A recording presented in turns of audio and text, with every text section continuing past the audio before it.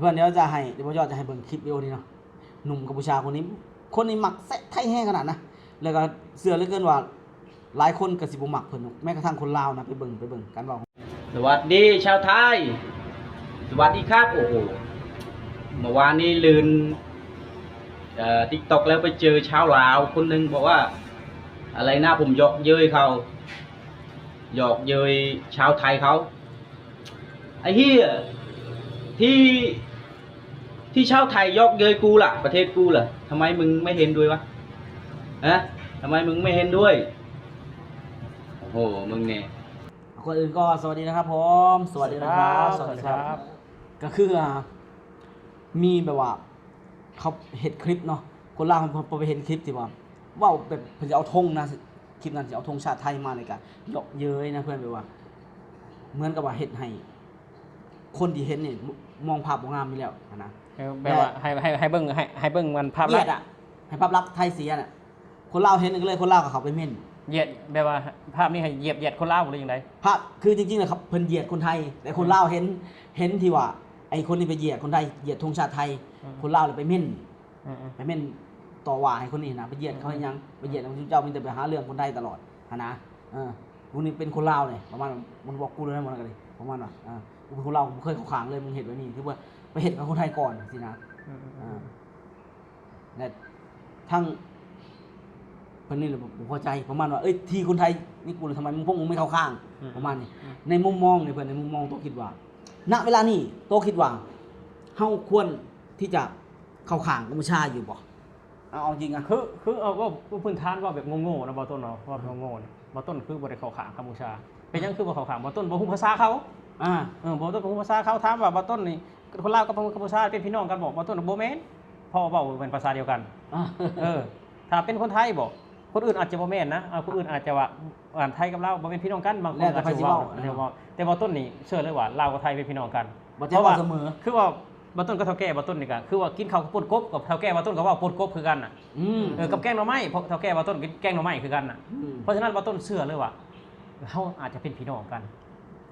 บ่อาจเนี่ยเฮามั่นใจว่าเฮาคือพี่น้องกันเพื่อนถ้าภาษาละไม้คล้ายเครื่องกันขนาดนี้มันจะเป็นไปได้ยังไงที่เฮาจะอันนี้ก็คือเว้าเพื่อคนแบบว่าเพื่อคนบ่ยอมรับนะว่าไทยกับลาวเป็นพี่น้องกันว่าเพื่อเฮาก็เลยใช้คำว่าอาจนะแต่ว่าที่จริงก็คือสายเลือดเดียวกันนั่นแหละทุกคนสายเลือดเดียวกันนั่นแหละเอาเป็นว่าเฮา3-4 5คนนี่เฮามองว่าพี่น้องเฮาคิดว่าพี่น้องเฮาคิดอย่างเดียวเนาะคือใช้ภาษาเดียวกันเนาะแม่นแบบว่าพูดคุยคือเว้าอาหารกันกินกันตอนนั้นเลยป่นกบเขาก็ว่าป่นกบเด้เจลมะเขือเขาก็ว่าเจลมะเขือมันคล้ายๆกันมันคือทุกอย่างมันคือกันคือว่า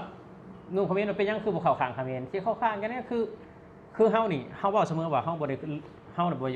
บ่เคยลืมบุญคุณประเทศไทยเนาะบ่เคยลืมบุญคุณประเทศไทยแต่ว่าเฮาก็เข้าข้างด้วยความถูกต้องพร้อมเนาะแล้วก็บุญคุณประเทศไทยพร้อมที่มอบให้เฮานะทุกคนเพราะฉะนั้นแล้วคือบ่ต้นเนี่ยแต่ขนาดสุดทหารบ่ต้นยังมักไทยอ่ะบ่ต้นนี่มักทหารเนี่ยคลิปนี้ก็บ่ได้เว้าเรื่องทหารนะแต่บ่ต้นคือบ่มักเรื่องทหารนะพี่น้องคือมักในใจมักคือทหารเนี่ยคันสิเว้านะครับขอเล่าเลยยอดเอาจริงนะเมื่อก่อนที่เฮ็ดบัตรชมพูนะเพื่อนช่วงนึงปริญญาเฮานี่เสียเฮากลับไปโดยบัตรเฮาบ่ทันตอบในช่วงที่ว่าอาจจะมีเกิดเหตุแบบว่าเขายังเหตุการณ์ที่ในประเทศไทยอาจจะบ่ได้แบบว่าปกติบ่ได้นะเพื่อนเนาะยุคคชอย่างแหละทุกคนบ่ได้บ่เจ้าก็กลับไปเนาะเว้าถึงความอบอุ่นเลยนะเพื่อนไปอยู่มุกดาหารก่อนที่จะเข้ามุกดาหารถูกตรวจเพราะว่าเฮาเมื่อกับน้องสาวเฮาแล้วก็เฮาขอบัตรเหลืองเมื่อเนาะในขณะที่น้องสาวขอบัตรเหลืองแต่เฮาบ่มีบัตรเหลืองเฮามีบัตรชมพูแต่บัตรชมพูมันหมดอายุเป็นหลายเดือนแล้วเพราะมันยังต่อบ่ได้ช่วงนั้นเด้ทหารก็เรียกลงเขาลงไปเนาะลงไปมีร้านพร้อมคนหนึ่งส่วนน้องสาวเขาอุ้มลูกเขาเด้เขาให้ขึ้นก่อนเลยทหารให้ขึ้นก่อนเลยมีบัตรเหลืองแล้วเฮาบ่มีหยังมีแต่บัตรชมพูซึ่งมันขาดแล้วความจริงเขาออกนอกพื้นที่บ่ได้แล้วแต่เฮาออกเพราะว่าหยังเฮาเสียจำเป็นต้องเมื่อสิ่งนึงที่เฮากราบหนบขอโทษเพิ่นตรงนั้นว่าผมจำเป็นจริงๆผมไม่ต้องไปส่งสการยายผมเฮาเอิ้นยายเฮาย่าเฮาเอิ้นยายเด้ผมเลยบอกเว้าให้เพิ่นฟังเพิ่นบอกทบไหล่ไม่เป็นไรลูกทั้งนั้นก็กลับไปทำธุระเราคือทหารเต็มมาเลยนะคิดในใจเนี่ยบ่รอดแหละไหนๆก็ต้องถือจับพวกเขาเห็นผิดกฎหมายแต่คนไทยคนลาว ก็คนเหมือนกันแหละ อืม ฮักแบบว่ารักกันเหมือนพี่เหมือนน้อง อืม เพิ่นเว้านี่เฮาน่ะคือน้ำตาตรงนั้นมันแทบจะไหลเลยอ่ะเพิ่นด้วยความที่เฮาทุกข์ในใจอยู่แล้วเพิ่นปลอบประโลมเฮาแบบนี้น่ะเฮาแบบโอ้โหเฮายังบอกว่านี่คือความอบอุ่นที่เฮาแม้แต่ทหารลาวเขาเองเฮายังบ่เคยได้สัมผัสเฮาแบบนี้ อืม บ่เคยหายกันแล้วไงวันนี้เฮายิ่งพอเฮาได้รับตรงนั้นเฮาจึงบอกมันเกินคำว่าพี่น้องเลยความรู้สึกเฮาตัวนั้น เหมือนที่พึ่งของเฮาทันทีเลยแบบว่า จากที่เฮามันทุกข์เหมือนถูกปลอบใจเลยตอนนั้นน่ะน้ำตามันตะลุมันแบบกราบขอบคุณเพิ่นตรงนั้น คือว่าคนไทยเนี่ยเพิ่นถูกปลูกฝังมาตั้งแต่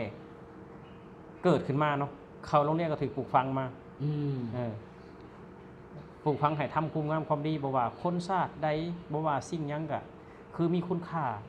คือให้เกียรติซึ่งกันและกันบ่ว่าแต่คนชาติใดเห็นบ่คือทหารเป็นหยังตำรวจเป็นหยังพ่อแม่เพิ่นก็เว้ากับเฮาแบบว่าโอ้โหทุกคนเนาะเขาสังเกตเห็นแบบว่าผู้เฒ่าขามมาเนี่ยคืออันดังๆอยู่ในโซเชียลนะ อืม ผู้เฒ่าขามมาแบบตลาดฝั่งไทยอะนะเห็นบ่ แม่น มีอัน ที่ป่วย ที่ป่วยที่หยังนะเบิ่งแน่เบิ่งเพิ่นน่ะปฏิบัติกับนะ เขาไปส่งไปอุ้มขึ้นมา นั่นแหละ คือแบบเหมือนเฮ็ดจากหัวใจเลยนะ ก็เฮ็ดจากหัวใจ จาก คือ หัวใจเลยนะ เพิ่นปลูกฝังมาตั้งแต่พ่อแต่แม่นะแต่พ่อแต่แม่ แล้วก็เข้าในแบบทหารเพิ่นก็อบรมอีกปลูกฝังอีกนะ คือแบบผ่านการแบบว่า ถ้าเป็นเล็กกับเข้าผ่านการแบบว่าเผาผ่านความดีมาหมดแล้ว เพราะฉะนั้นแหละเพิ่นเฮ็ดแบบว่าเฮ็ดออกมาจากหัวใจจริงๆนะทุกคนเนาะ นี่คือแบบว่าคนไทยเนาะแล้วบ่ยอดเลยจากหนุ่มกัมพูชาคนนั้นที่ออกมาเหมือนกับบ่พอใจนะโวยวายเหมือนคนเราทำไมไม่เข้าข้างว่าอะไรอย่างเงี้ยนี่หรือว่าเขารู้สึกยังไงเขาคิดอย่างเจ้าคิดว่าเขาคิด ก็ อย่าง มันขึ้นกับการกระทำเลยเพราะว่าที่หนุ่มเราไปคอมเมนต์เนาะก็คือคลิปไอ้ที่ธงชาติไทยมันบ่ แม่ ที่หนุ่มเราเขาไปคอมเมนต์ แม่ เพราะว่าหนึ่งกับคนลาวแบบมองเห็นนะถึงแม้จะเขาจะไม่ได้เป็นคนไทยนะแต่ว่าเขาก็มองเห็นว่าสิ่งนี้มันบ่เหมาะสมเลย บ่เหมาะสม แมนเพราะว่าคืออย่างธงชาติไทยนี่ถือว่าเป็นที่เคารพเนาะของคนไทยแต่ว่าเป็นที่นับถือถือว่าธงชาตินี่ก็คือบ่งบอกว่าแผ่นดินนะ แม่ แม่นบ่ แม่ ธงชาตินี่คือสัญลักษณ์ของแผ่นดิน ก็แผ่นดินก็ชาตินั่นแหละก็รวมทั้งหมดเลย แม่น ลงชาติ แล้วบัดนี้นะบัดบุคคลเหล่านี้มาย่ำยี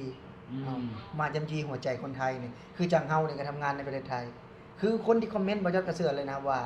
คนอยู่ในไทย ซึ่งว่าเห็นพฤติกรรมแบบนี้น่ะแน่นอนเฮาก็ต้องบ่ได้เข้าข้างไทยนะแต่ว่าเฮา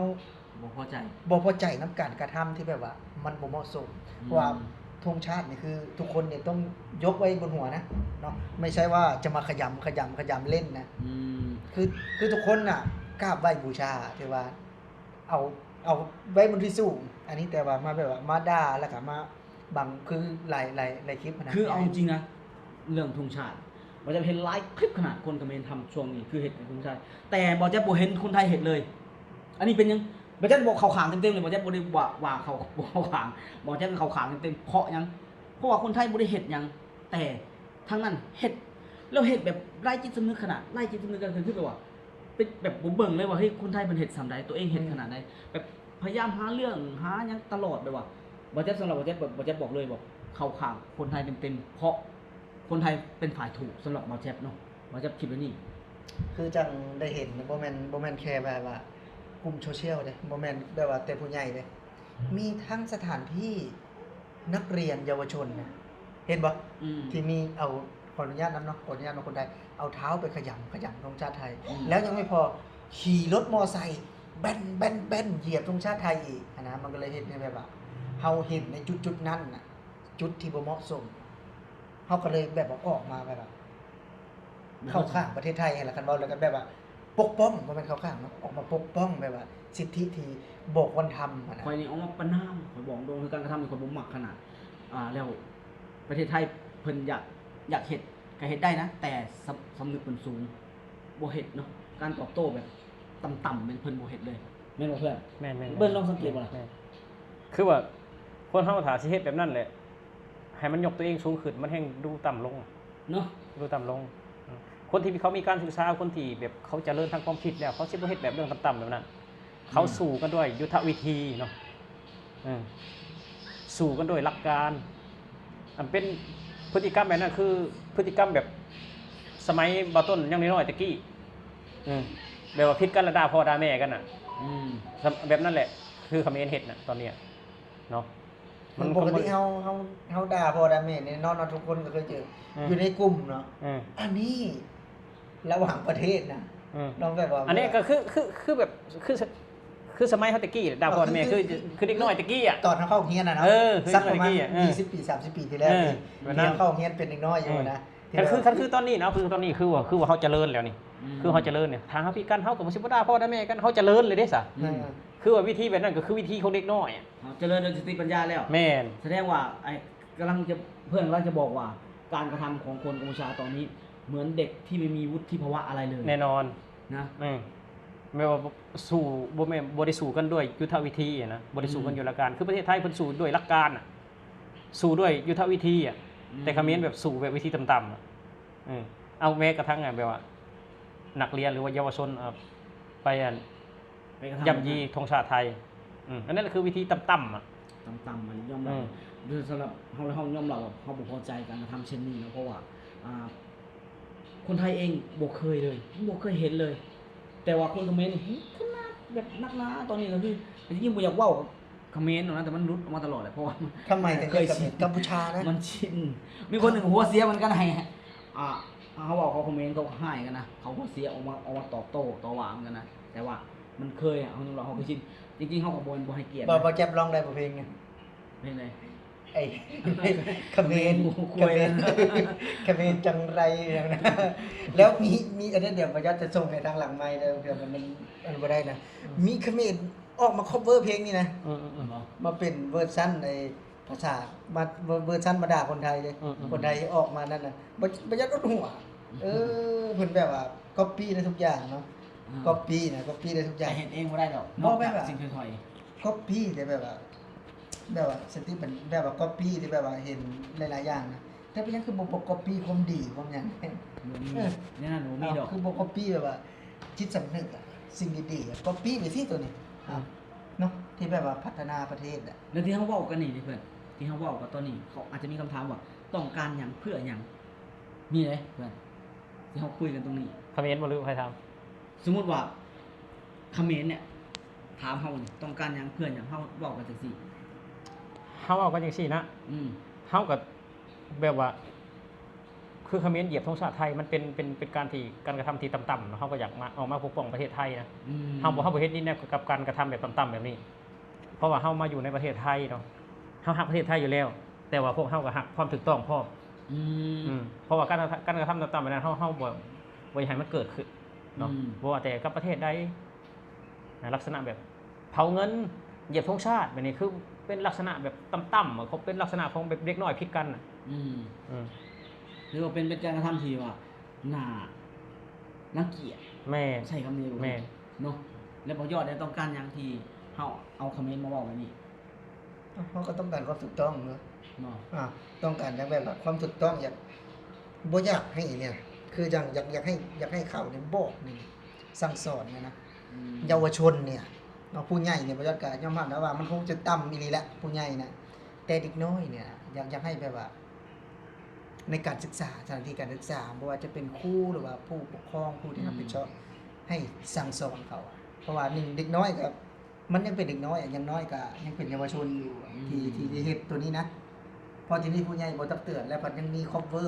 หลายอันอีกสำหรับบ่แจ๊บนี่บ่แจ๊บต้องการประณามเลยแหละเพราะการกระทำนี่มันเป็นการกระทำที่ถอยคนถอยๆท่านจะเห็นได้เนาะเพราะว่าคนไทยที่บ่ได้เว้ากับเจ้าอีกมีเป็นหลายล้านหลาย10 ล้านคนเนาะแล้วคนลาวคนนี้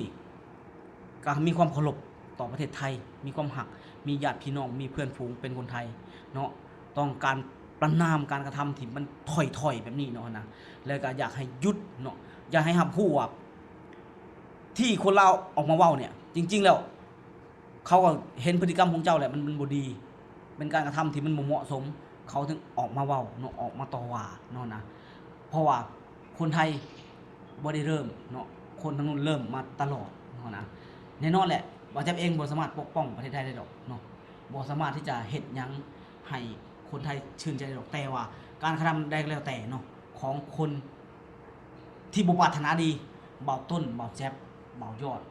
พร้อมที่จะออกมาฉะบอกประมาณนี้แหละเนาะเพื่อนเนาะ วัดประมาณนี้ถือว่ามียังปิดท้ายกันดีบ่หรือจบคลิปประมาณนี้ สำหรับพฤติกรรมนี่นะทุกคนสำหรับว่าพฤติกรรมเฮ็ดวิธีแบบพฤติกรรมแบบต่ำเลยนะบ่ว่าแต่เขมรเนาะถ้าลาวเฮ็ดไว้นี่บ่ต้นบ่แจ๊บบ่ย่อยกันข้อที่ประนามคือกันนะ แน่นอน ข้อที่ประนามคือกันเพราะว่าเพราะเฮารักในความถูกต้องรักในความดีเนาะสำหรับคลิปนี้เนาะเพื่อนอำลาพระจาก ครับผม พี่จากนอกไปแล้วเนาะขอบคุณประเทศไทยขอบคุณ FC ไทยทุกๆคนเนาะสำหรับคลิปนี้พวกเรา3คนก็สิได้อำลาพระจากพี่จากนอกไปแล้วขอบคุณครับผม ครับ สวัสดีครับ สวัสดีครับผม